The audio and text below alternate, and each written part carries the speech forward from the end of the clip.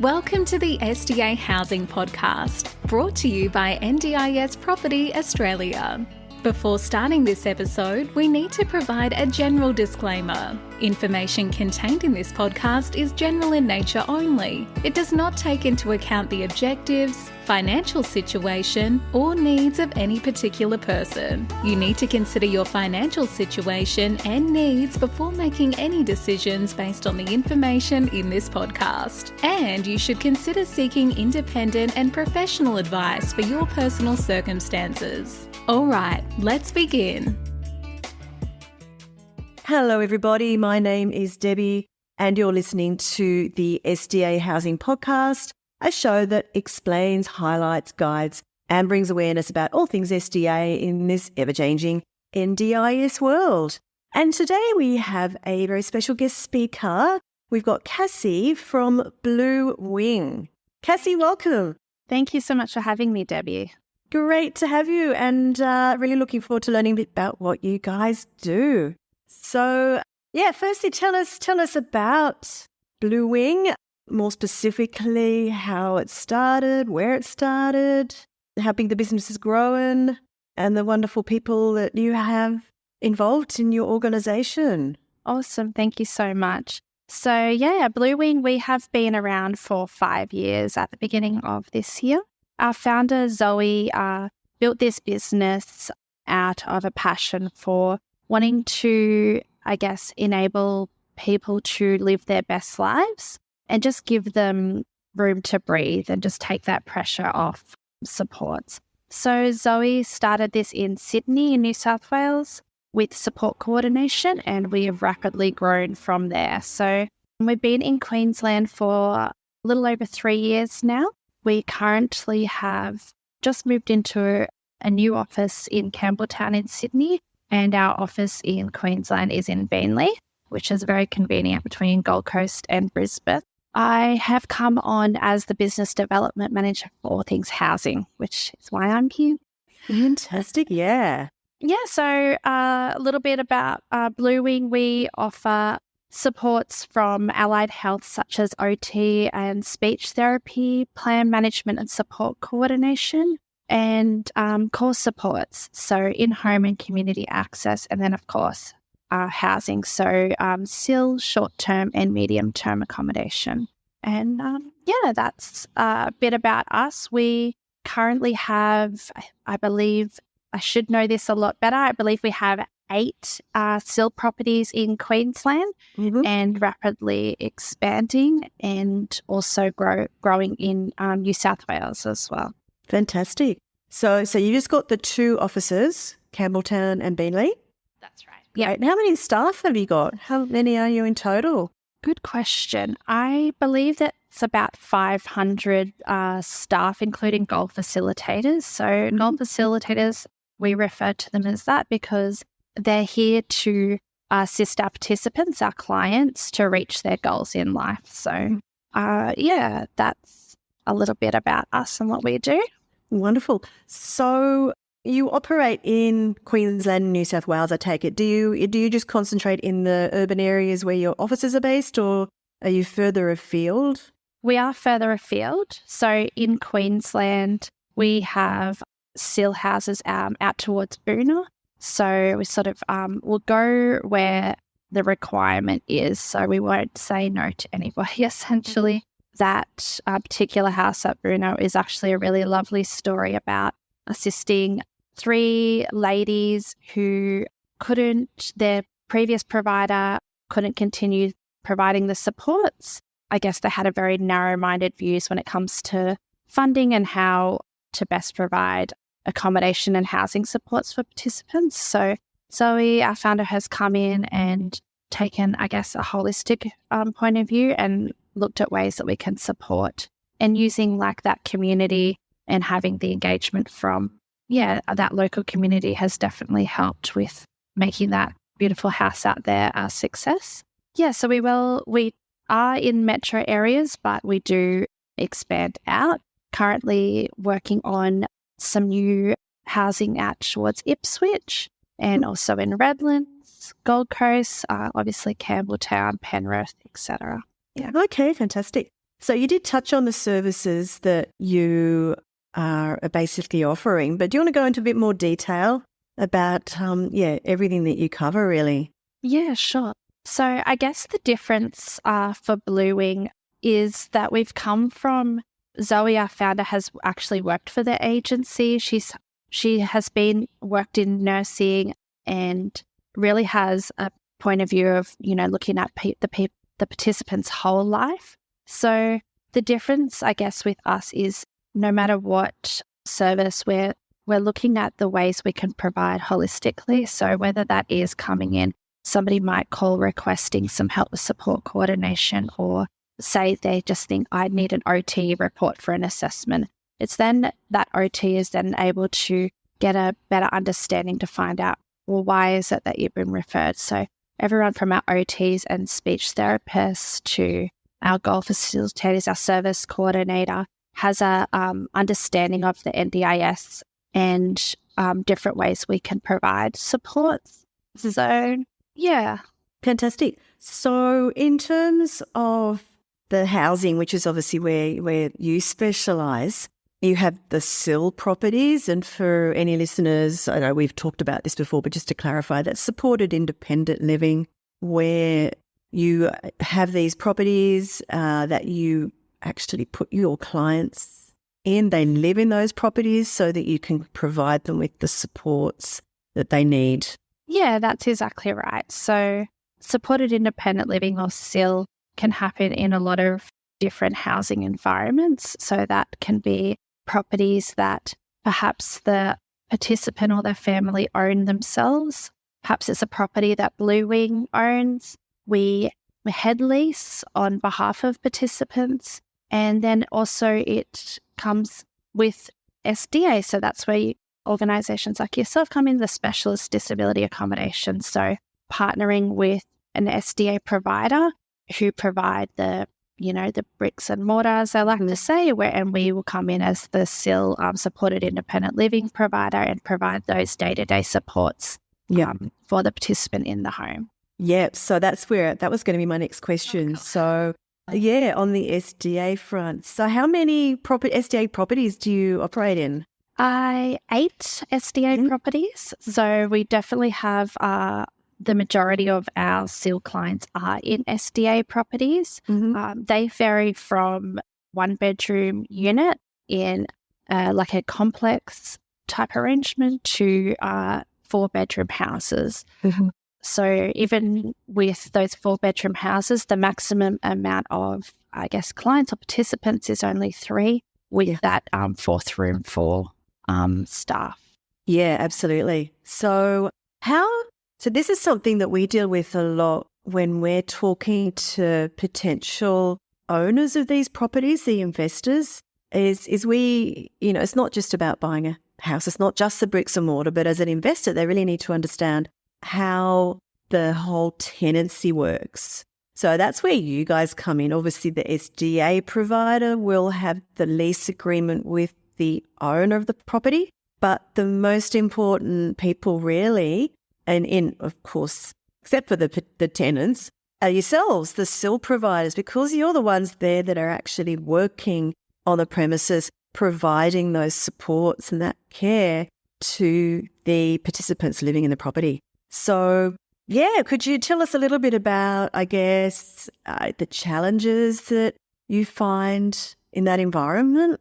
And that's obviously going to be different whether it's a single tenant unit or a 3-tenant house. Yeah, and definitely, and different between different participants, right? So not only, I guess, are we there to support that client or participant, but really to care for that home, to make it a home for those people. So, I guess for people that own these SDA properties, it's not only, you're opening up your property to participants or people with disabilities, but you're opening it up to providers to come in, and how are they looking after your house, and what things do they have in place to ensure that your greatest asset, in most cases, are well looked after.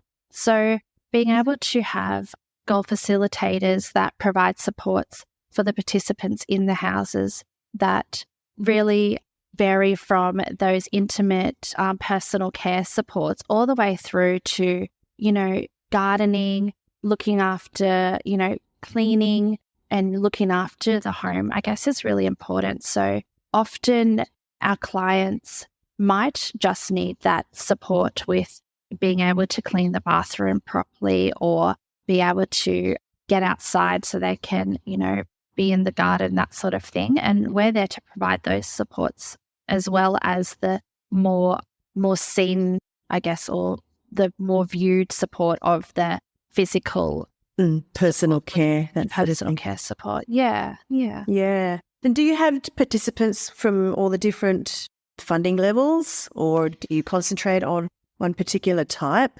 So we do have very much a varied. So we have a 2-to-1 ratio, so where there's 2 support workers with 1 client or 1 participant, all the way through to 1-to-3, so 1 support worker with 1 participant, and really a variation in their requirements and the supports they require. So we don't have a specific focus in terms of the type of person that we're supporting. We more view it on how can we support that person. So whether that means, recent participant comes on board and they have quite a complex medical background. We have registered nurse on staff, and we have the training capabilities and capacity here. So we were able to hire new staff and also train existing staff to meet that participants' level of supports that they require. So I guess it's more about looking at, if we're the best person to provide that support, how can we do that in the best way possible?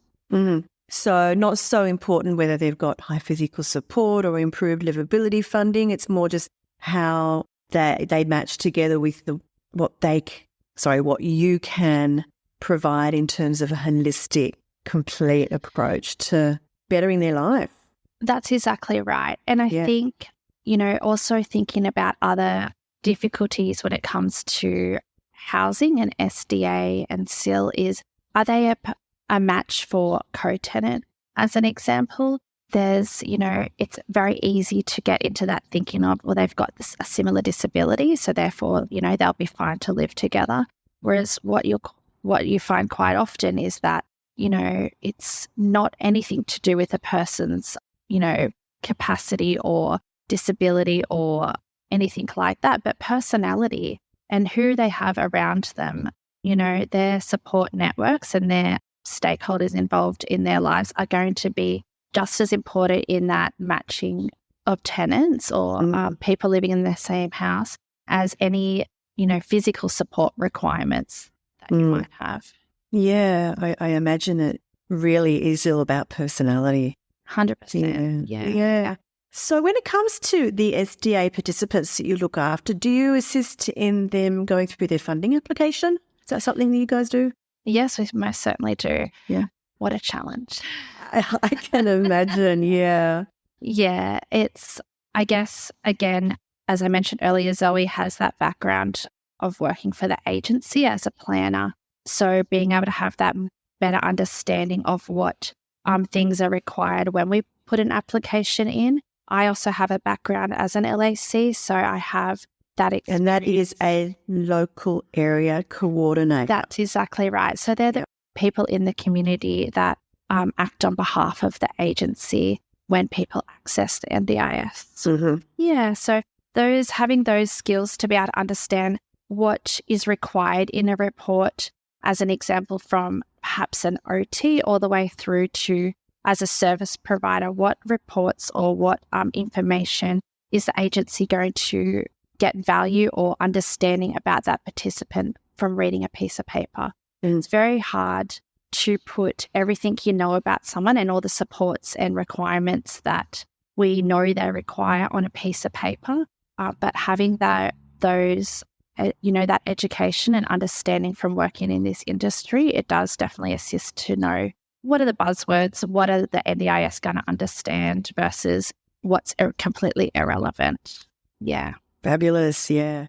Okay, moving away from the SDA topic, Respite. Do you do much in the way of STA, short-term accommodation? Yeah, we definitely do short-term accommodation and medium-term, I guess, as well. Short-term accommodation is really about, again, as we said before, looking at what that participant requires. So it's, not necessarily the bricks and mortar of a support, but holistically, what is it that they're going to get benefit? What are their goals, and how are we going to be able to reach those goals by providing, this respite or this short-term accommodation, whether it be for a weekend or for a couple of weeks. Yeah. Yeah.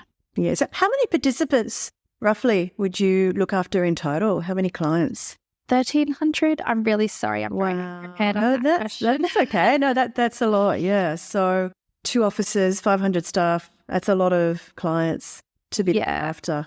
Yeah. And, it's really come, I guess, in such a short but long amount of time. That COVID period felt like such a long time. But it's all the growth has come from coming back to that support coordination and that personalised care of what participants needed. So we haven't just come straight in as a SIL provider, a supported independent living. We've started at the assisting people to access NDIS, and then what comes from there. Yeah. So you really do cover so many bases. So back onto the respite. When you do have, we know that potentially pretty much any NDIS participant can take respite, but ideally it's got to be, within their goals, or whether they're regular informal carers do need that break. So for 1,300 clients of yours, there's a lot of them that I'm imagining you would be looking at assisting them to get respite stays. Yeah, definitely. Outside of their regular living environment. Yeah, exactly. And I guess, as you said, it all comes back down to their funding, but also their goals. So, a teenager whose family, want to go away for a weekend and they're, 17, 18 years old, well, that is a great goal, to be able to stay at home, on their own, but with supports to be able to do that as his peers would, versus, a participant whose family just need or want to go away and have that support to enable them to go to the Gold Coast and still be able to receive the supports they did while they're in home. So those personal care supports, so that their loved one could still go on that time away for them. So it's very, short-term accommodation is such a varied topic. It is. Every single case is going to be unique. It is. And really. It's interesting to see the different options that are popping up there, but also, again, just coming back to what is in their goal, what does their plan say, and what is their goal for for that plan. So making sure that we're not just creating something out of nothing, but does it realign to what they were funded for in their plan? For sure, yeah. And when you do look at a respite break for a participant, for example, they do want to, as part of their goals, they want to, learn to live a bit more independently and experience new things. So maybe they do want to go on a trip to the Gold Coast, for example, and spend a week down there doing new things and having adventures and whatnot. Do you work with other organisations that might have specific respite properties, or do you just book wherever, depending on the needs of the participant? How do you work it? Yeah, good question. It's very tailored, so a combination of both, definitely.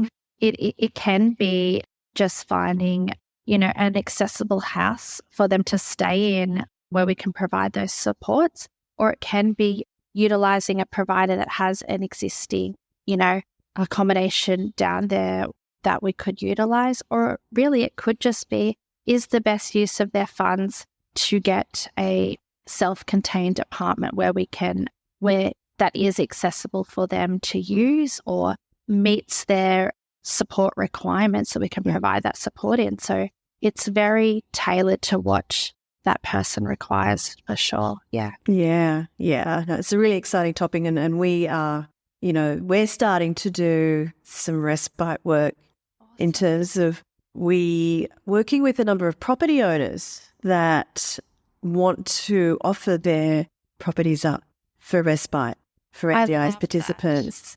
And yeah, so it's coming in from that other side to work with people like yourselves. Okay, here's a fantastic property if it suits the particular participant. So I think that more people are realising that respite is an option, and, a lot of people do have either that in their funding, or they can use their core supports if the money's there, if they have that as one of their goals in their plan. So, I think it's so valuable for people to be able to take these respite breaks.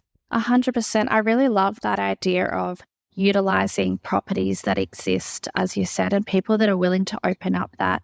I mean, if you think back a few years ago, there's those movies of people that exchange houses on different sides of the countries to live in a different environment for a short period of time. Is there opportunities for, participants to do something similar? Perhaps, I've got a client that would like, to go down in Sydney, and there's a client in Sydney that would like to come up to Queensland. Is there a way that we can essentially swap their house or their where they live for a period of time so they can, have something different, experience a different environment and a different life for a little while, but still be supported? Yeah, that's exactly it. They have every right 100% to do these things as the rest of us do. So I'm really excited that this is an option for people and becoming known, I guess, with more NDIS providers, that it is viable for a lot more people than maybe some providers realise. Yeah, that's very cool. I love it. Yeah. So back onto the SDA world, because that's obviously where we've focused. Tell me, I guess I know you say you don't really focus on the disabilities, but just as a rough breakdown of your particular clients that you've got in SDA homes that you look after, how are they mainly all accessible, so they're in wheelchair homes, or do you have a lot that are... I would say 50-50 between robust, so maybe some of those behaviours versus fully accessible or high physical support. So more of those physical requirements, such as the wider doorways and the accessible kitchen.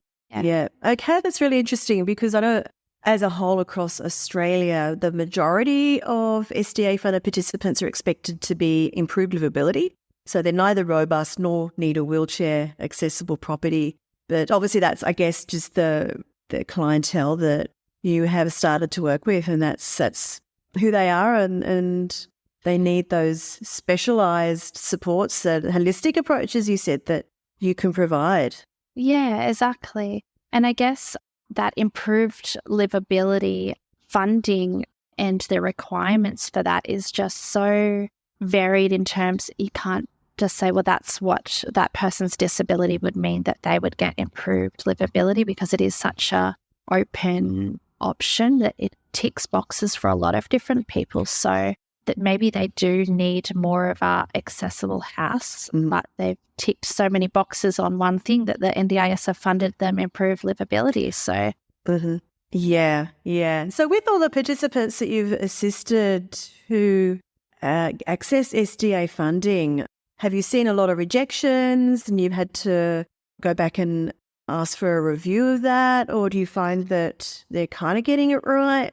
I guess a 50-50. I think the support side is, in my experience, more difficult to get right than compared to the SDA funding side.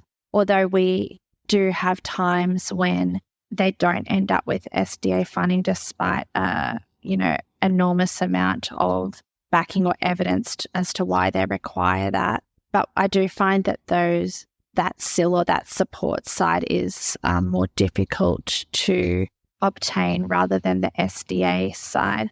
Perhaps that's because we are also, the clients that I am helping are also at that high need where the criteria, the eligibility and the evidence is overwhelming for them to be able to obtain it. Yeah. Yeah, interesting, really interesting. So I know I look at the stats in the data and the different disability types, and it's just so complex. And then when we look at the funding for SDA properties and the different funding levels with the different support levels, and then having to, try and put all of that in the mix, it's so complex. And I think people who are not in that system just have no comprehension definitely.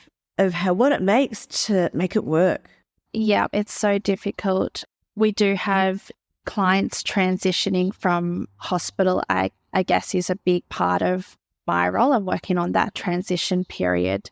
And, perhaps they've come to us just with MTA funding while that application is in for SDA and SIL. And then the supports we're providing them and the environment they're living in under MTA, you're like, this is perfect. This is exactly what they need. And then that plan comes back and you're like, how have they even justified funding this in comparison to what we can see, the improvement of their life based on the fundings they're now receiving? So it's definitely a challenge. And then, as you said, just then matching that SDA support and the funding they're receiving under SDA versus the supported independent living, even that doesn't match up. So you're saying, well, you're, 1 to 3 under SDA, and then, maybe it's like 1 to 6 under SIL, or, just absolutely crazy things. You're like, who's even written this, or how have you come to these conclusions? Wow. They've got a way to go yet. But, it's so complex, and I guess it's just part of the process, working through these different complexities to get it right. Definitely. Yeah. So where does Bluewing see themselves in 12 months' time? In 12 months' time? Yeah.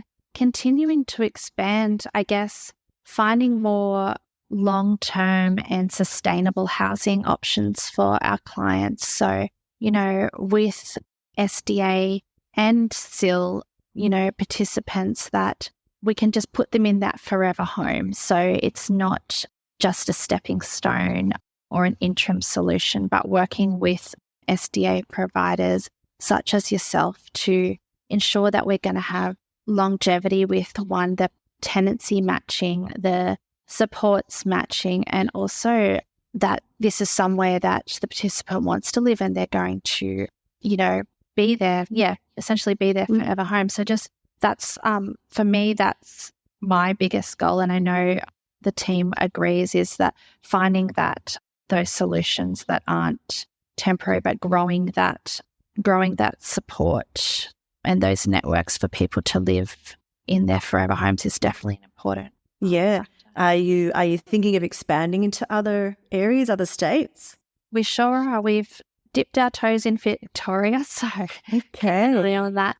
Yeah, at the moment, just really building our Southeast Queensland base is important, and then also housing in Sydney, and really working on finding options for people. Again, that is going to be a permanent solution.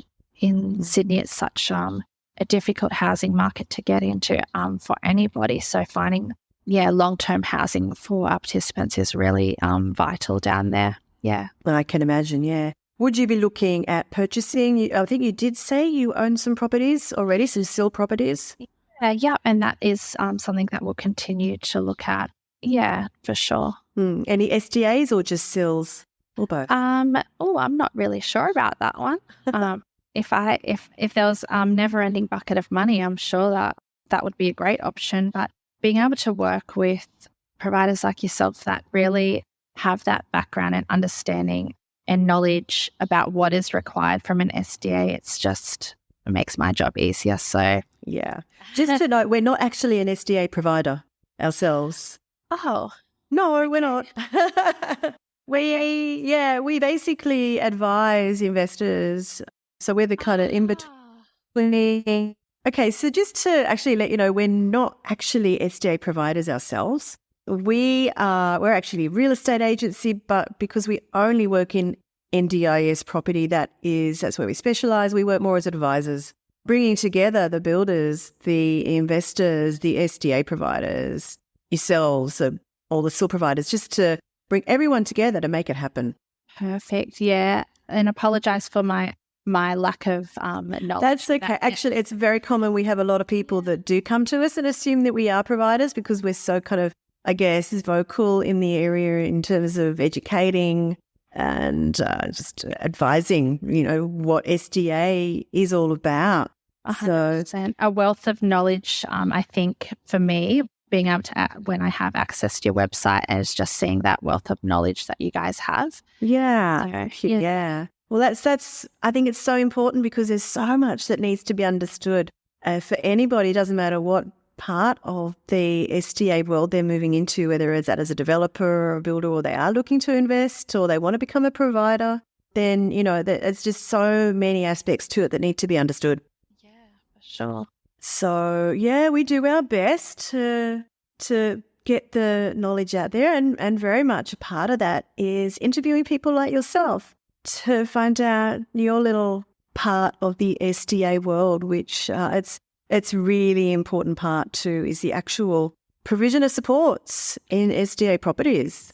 Yeah, definitely. Thank you. Yeah. So, Cassie, any last words on what you do, on how you see the SDA market or the NDIS in the overall NDIS going? Any last thoughts that you want to leave us with today? Yeah, thank you. I am really excited to see the growth and changes. I think a lot of the time people are scared of those changes. I'm excited that there are people out there like ourselves that are looking at alternative ways or holistic views or just different options for people with disabilities. And like you mentioned earlier, just looking at short-term accommodation differently or who people live with differently. So yeah, I guess for Bluewing Care, we're really excited about this space and just seeing the change that comes and just rolling with the punches and just being there to support our participants. That's why we started and why we are continuing to do what we do. Awesome. Well, I absolutely love what you're doing, and thank you so much for your little spot in this NDIS world. And yeah, looking forward to hearing more about where you're at in, say, 12 months' time or 24 months' time, and new locations you're working in, new properties that you're investing in to help your clients to live their best life. Definitely. Thank you so much for having me, Deb. You're welcome, Cassie. Well, it's been lovely to chat to you. And thank you for sharing with us today. Cheers. Thank you again. Hey, bye. We hope you enjoyed this episode. Please make sure you are subscribed and following us so you can keep in the loop with all of our upcoming episodes.